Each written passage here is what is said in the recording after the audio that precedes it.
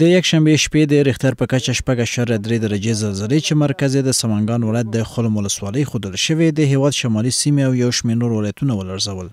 دغه زلزلې خلکو ته درانه مالي او ځاني زیانونه اړولي دي. د ملي دفاع وزارت ویاند مولوي عنایت الله خوارزمي امید راډیو سره په خبرو کې وایي د هیواد شمال زون کې زلزله ځپلو ته د 209 الفت قل اردو د ژغورنې او عاجلو مرستو ټیمونه سمدستي ډول رسیدلي او له اړوند ادارو سره په ګډه د خلکو د ژغورنې ټاپیانو د لیږد او د زیانمن شوو کورنیو د مرستې چارې پیل کړي دي. ښاغلی خوارزمي زیاتوي د سمنګان ولایت د تاشقرغان تنګیدار چې د زلزلې له امله تړل شوی وه د 209 الفت قل اردو د ژغورنې او انجینرۍ ټیمونو له لورې بیرته پرانیستل شوې ده.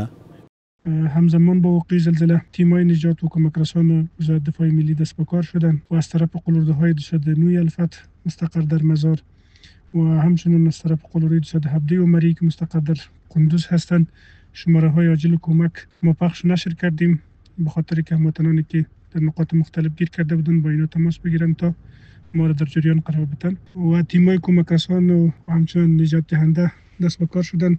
در ولسوالی شلگره اونجا رفتن و هموطنان ما که اونجا زیر آوار مانده بودن اونا نجات دادن و زخمی‌ها را به شفاخانه‌ها انتقال دادن. در استقامت دو طرف از نقطه‌های بلندی کو سنگ آمدن در مسیر سرک و برای معلوم و برای هموطنان ما معلوم است که در این مسیر دو طرف سرک مردم غرفه زدند به خاطر روزگار و کسب و کار و پیشش. مردم متضرر شده، مالی هم متضرر شده، جانی هم متضرر شده. د یاد زلزلې عیني شاهدان او زیانمن چې لا هم د ویرې او کړاو تر اغېز لاندې دي له امید راډیو سره په خبرو کې د خپلو سترګو لیدلی حال داسې بیانوي. دغه ځای ته چې راورسېدم دومره معلومات وشوه چې یو نفر دکاندار و په منډه لاړ د سامان دې وغورځېده چې وغورځېده په ما باندې ډبره راغله. زه په موټر کې ناست وم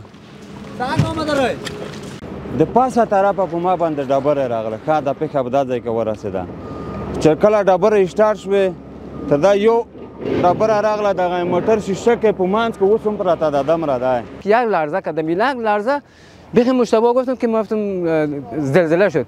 تو هم زلزله شد گفتم بچه من بر آمد یک وقت سعی کردم که مثل باران بره سنگ بالون شیب شد. بالاخره خیلی نفر هم کشته هم داد زخمی هم داد موتورا بسیار موتورا هم اینجا گرفتن. چی میگن شالی فروشان همینجا تصادف از پیش ما یک دو خلطه یک 4-5 خلطه انار هم گرفت.